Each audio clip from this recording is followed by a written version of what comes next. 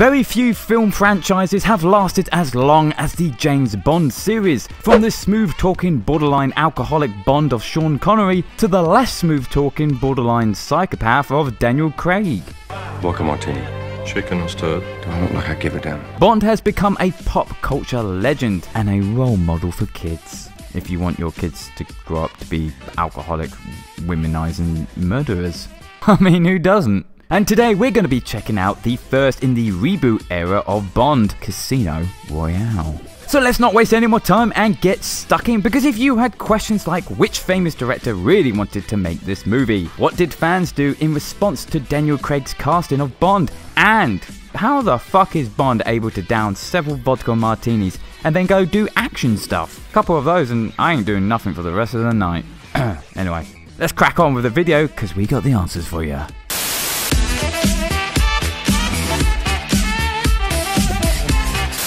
Oh, would you look at that? It's number 1.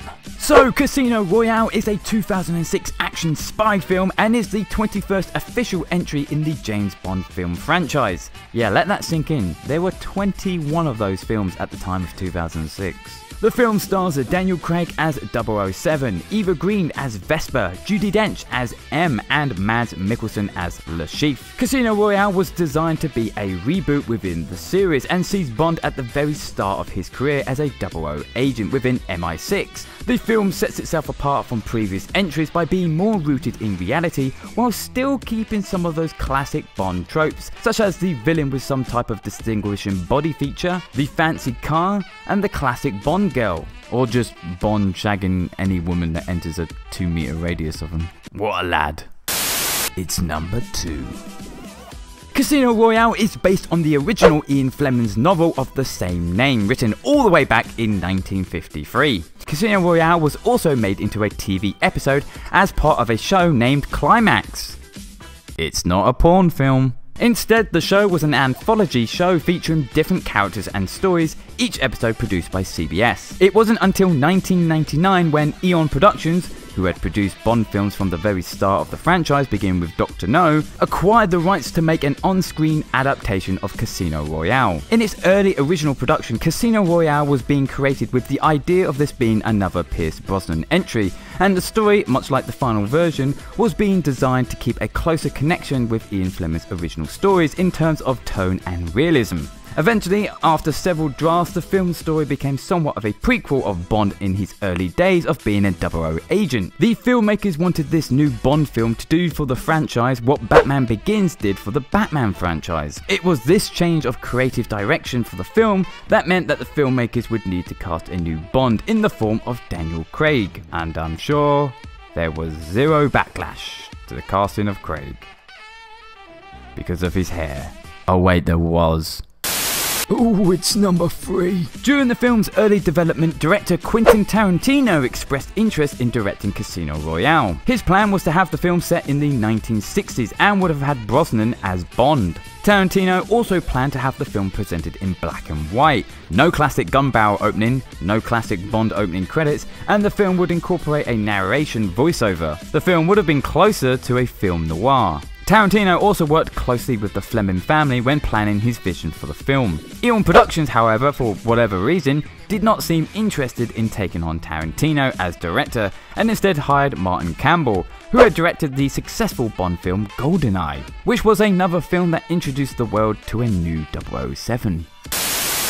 Oh, number 4. With this film taking a new direction, a new Bond was required. Many actors were considered for the role, including Carl Urban, Sam Worthington, Ewan McGregor, Anthony Starr, and Henry Cavill. In May of 2005, it was announced that British actor Daniel Craig would be taking on the role of 007 for this new Bond film. Craig, though, was initially hesitant to take on the role as he believed the series had descended into a standard formula. But after reading the script, Craig became interested in this new approach that Casino Royale was taking with the series. Also, yeah, the money probably helped as well. To prepare for the role, Craig read Ian Fleming's novels and gained 20 pounds of muscle. When speaking about his inspiration for his portrayal of Bond, he cited Mossad, which is the National Intelligence Agency for Israel, and the British Secret Service, whose agents both served as advisors on the film Munich, which Craig appeared in. He stated, "Bond has just come out of the service and he's a killer." You can see it in their eyes. These guys walk into a room and very subtly they check the perimeters for an exit. That's the sort of thing I wanted. So, in short, Bond's a scary motherfucker. I got 5 on it. Oh, copyright strike. Craig's casting did not come without controversy though. Many fans and critics expressed concern about Craig's casting and whether the producers had made the right decision. Throughout the entire production of this movie, fans moaned about Craig, and internet campaigns were created, such as the site DanielCraigIsNotBond.com, which, out of curiosity, I checked, and yep, that site is still running. Not quite sure if it's still anti-Craig or not, but it's still there. The creators of this site threatened to boycott the film in protest if the producers allowed Craig to remain as Bond. Some believe that Daniel Craig did not fit the tall, dark and handsome look that Bond had been established as, and that Craig lacked the charisma needed for such a role. The Daily Mirror newspaper in the UK even went as far as to run a front page news story about the situation with the headline, "The name's Bland, James Bland." Fucking brilliant. What kind of genius came up with that? Oh, don't believe it, it's number 6. With Casino Royale taking on a more realistic tone, the effects likewise had to follow. It was felt that CGI was used too much in the last Bond film, Die Another Day, so the decision was made to use as much practical effects as possible within the film. This is evident almost from the very beginning, with Bond in hot pursuit over his target. Where possible, real locations were used, and when not, sets were used. The action sequence set in Miami Airport was partly shot at Dunsford Aerodrome in Surrey, England, which in itself is a small airfield. British viewers may even recognise this location from the show Top Gear, in which many of the cars they showcased on that show can be seen driven along those runways. In the first real action scene of the movie, we see Bond in chase with his target, who seems to be a master freerunner. This is because that character is played by French parkour artist Sebastian Falcon, the founder of freerunning. The moment on top of the crane was indeed filmed on top of a bloody crane, 200 feet up. Fuck that. Number 7, baby. Number 7. Of course, we couldn't talk about stunts and effects without talking about this moment.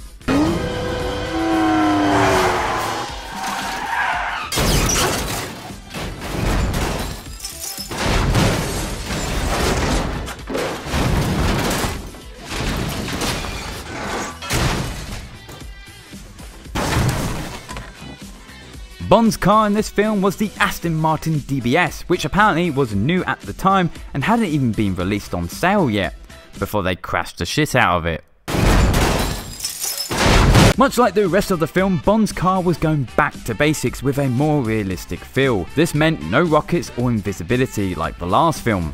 I mean, that doesn't even work, invisibility. You can still hear it. It's a car.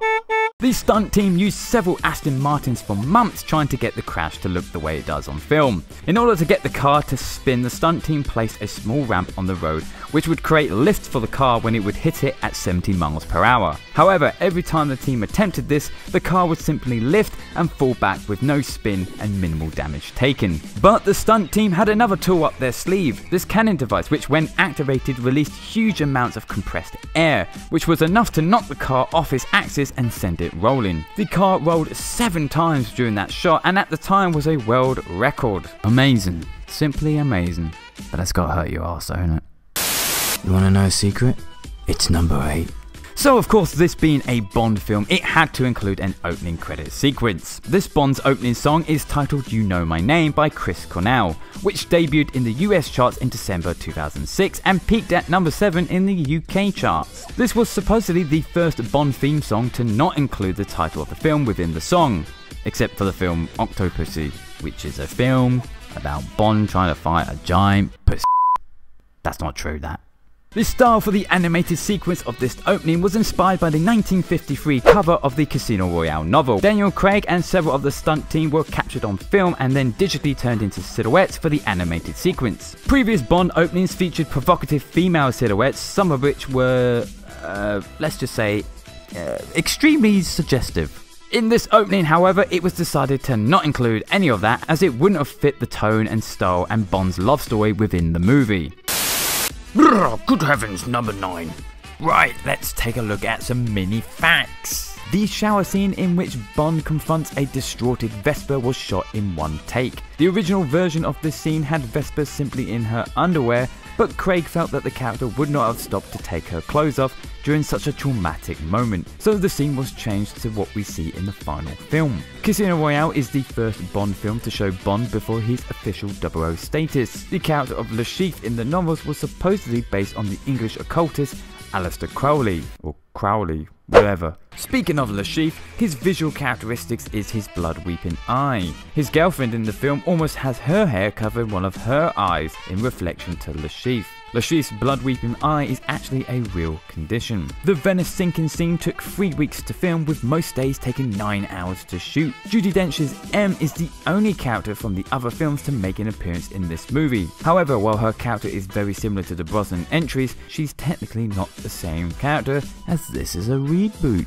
Founder of Virgin, well, everything, Richard Branson makes an appearance in this film and can be seen in the airport scene trying to get through airport security. The torture scene between Bond and Le Chiffre was taken straight from the novel. However, the filmmakers decided to leave out the part in which Le Chiffre slices Bond's back, letting him bleed to the floor, attracting rats to swarm him. Fuck that. It's not bad enough you bash his balls. I say, old chap, it's number 10. Casino Royale released to mostly positive reviews, with critics praising the new grounded style that the film had decided to go with. This new style was something of a trend within Hollywood movies at the time. The Bourne franchise, which started in 2002, showed a more grounded spy thriller, and this style is clearly emulated within Casino Royale. Other films such as Batman Begins also were taking a more realistic approach to their franchise. This realistic approach would continue within the Craig era of Bond films, but would also soften a little within Skyfall and Spectre, with Skyfall riding the line between realism and the tropes of classic Bond films. The film premiered at the Odeon Leicester Square in London, being attended by cast and crew, and Queen Elizabeth and her husband, the late Duke of Edinburgh, Prince Philip. Queen Elizabeth would again be connected to Bond in 2012, during which she filmed a short sketch with Daniel Craig's Bond for the London 2012 Olympics, and then Bond pushed her out of a helicopter. That was awkward. Well, there you go, 10 facts about Casino Royale. Hey, if you enjoyed this, then please give this video a like, as it really does help me out a lot. And of course, if you want to see more videos like this and you don't want to miss out on anything that happens on this channel, then why not consider subscribing and hitting the bell thingy to stay notified. And while you're at it, why not check out our other Film Facts videos? They cover both film and TV. But you know what? Thanks for watching.